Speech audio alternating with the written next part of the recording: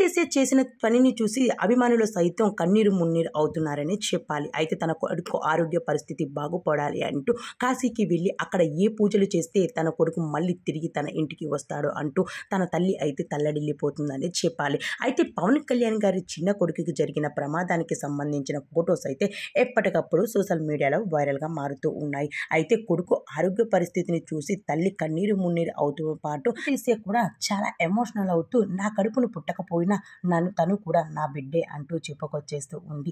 అయితే సింగపూర్లో కొడుకు జరిగిన ప్రమాదాన్ని తెలుసుకున్న పవన్ కళ్యాణ్ గారు కూడా తన అన్న చిరంజీవి గారు వదిన సురేఖ గారితో కలిసి సింగపూర్కి చేరుకున్నారు. అయితే సింగపూర్కి వెళ్ళాక అక్కడ హాస్పిటల్కి వెళ్ళిన తర్వాత కొడుకు ఆరోగ్య పరిస్థితి అయితే అభిమానులకు ఎప్పటికప్పుడు తెలియజేస్తూనే ఉన్నారు. ఇక సింగపూర్లో జరిగిన ఒక అగ్ని ప్రమాదంలో భాగంగా మార్క్ శంకర్కి అయితే అందులో ఉండడం చాలా బాధాకరంగా ఉన్నట్టే చెప్తూ ఉన్నారు. అయితే ఇలాంటి పరిస్థితి మరే బిడ్డకి రాకూడదు అంటూ చెప్పుకొస్తూ ఉన్నారు. అయితే చంటి బిడ్డ కావడంతో తాను తట్టుకోలేకపోయాడు అంటూ కొనిదల ఫ్యామిలీ అయితే చాలా ఎమోషనల్ అవుతూ వచ్చేస్తూ ఉన్నారు. మరి త్వరగా తను కోలుకొని ఇంటికి రావాలని రేణు దేశాయ్ అయితే పూజలు